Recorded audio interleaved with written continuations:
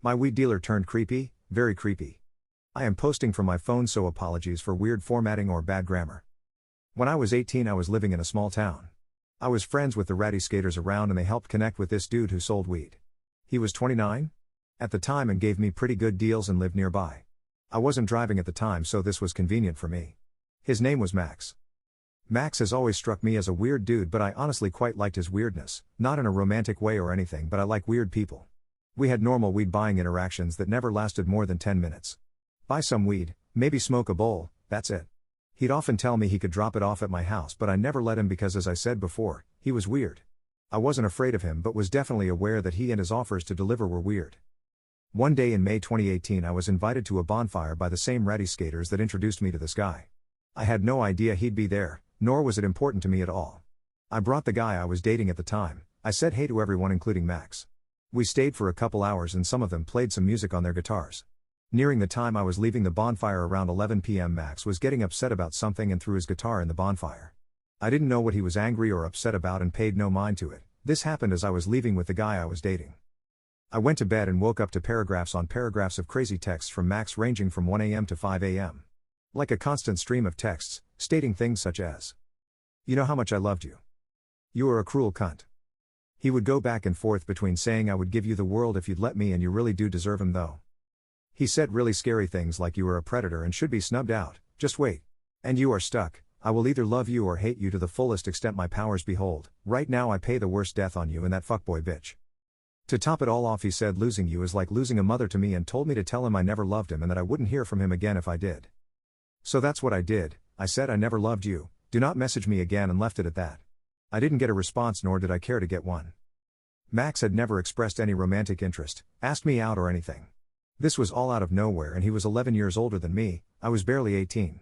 That night he cut his long hair off and posted photos naked on Facebook, curled up in fetal position talking about being a statue of shame. It's as if he had a breakdown, but I had no intention of causing that and didn't think I would even offend anyone by bringing the guy I was seeing. Everyone else seemed to like the guy I brought. About a week later, Max texted me pretty late at night and asked if I had seen the flowers he spread along my sidewalk, saying that he stole every flower in the vicinity of my neighborhood that night. I asked how he knew where I lived and said I hadn't seen the flowers, so he must have had the wrong house. I also told him he shouldn't do that as I never felt anything for him and so on. He told me that he had heard I lived on the same block as another of the skater guys we were both friends with, and he wasn't wrong. The skater guy I lived by was on the other side of the block and I never walked that way, so I never saw the flowers. I blocked his number and didn't hear from him again for weeks. Weeks later, I woke up after a rough night and there were loads of flowers on the sidewalk right outside my house along with a little bouquet at the top of my walkway.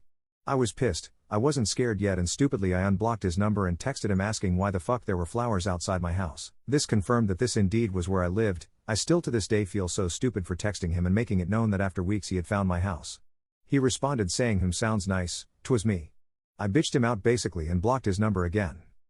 About a week later, I was out of town and my roommate texted me a photo of a heart with a peace sign inside of it and my name written under it drawn in chalk outside our house. When I got back into town I went to the courthouse and began the process of getting a stalking order against him. When I left the courthouse I went to Max's work and told him he needed to stop this behavior and that he was stalking me. He looked me in the eyes with no facial expression and said, "If you don't leave, I am calling the cops." I got angry and said loudly, "Call the cops. I was just talking to them about you." And left his work in a rage. Soon after this I began driving again. I once drove by him and he noticed it was me. The next day I woke up with my car covered in flowers. I presented my case to the judge and she put the stalking order in place. He was served with it by police officers and I thought that was that and he wouldn't be bothering me again. I was wrong. After the stalking order was served, he made several other chalk messages on my sidewalk, left random gifts for me like chalk and beheaded my little pony heads on beer bottles. I always brought these things to the police station but they said I needed to catch him doing it, take a photo or get a security camera. So I got a security camera and really hoped I would catch him. It turned out my security camera was stupid and I couldn't just watch the videos it took but had to skip through second by hand. It was an impossible task. I was terrified of leaving my house at night at this point. I never had my curtains open anymore and I was so frustrated that my livelihood was being taken away from me. Ultimately I unblocked his number, in hopes that he would text me directly violating the stalking order, and after a few days, it worked. He sent me a weird text saying something like, "Forgive me, we are charming, this is harming, let us try again." By now it's September 2018 and he finally goes to jail.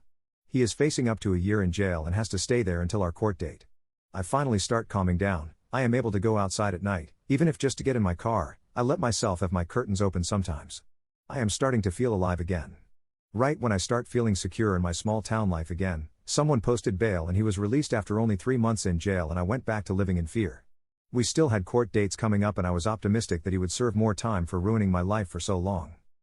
His lawyer kept pushing the court date back to gather evidence, and after about 6 months of pushing it back, the state decided he wouldn't do anything more and closed the case basically. I had moved out of town 3+ hours away at this point, so he didn't actually have an option to continue this behavior. Living in this new place, I feel safe. I can walk at night and don't have to have my curtains closed all the time. It's been over a year since they decided to close the case. About a month ago, he began responding to my friends' Instagram stories, friends that live here in this new town, telling them how fond he is of me, etc. I have always had him blocked, but my Instagram isn't private, so he must have found them that way. I have since changed my account to private and he hasn't messaged any more friends of mine. I refuse to be fearful now, the way I was then. He will never find where I live, or where I work now. However, my life is forever changed after this experience. I will always be more aware of people and their weird energy. I will always close my curtains early in the evening and make sure all the windows and doors are locked. I will always live a little bit in fear, maybe not of him but of it happening again. He ruined my life for a year and I truly wish he had gotten that time in jail. He deserves it. So Max, let's never meet again. Edit.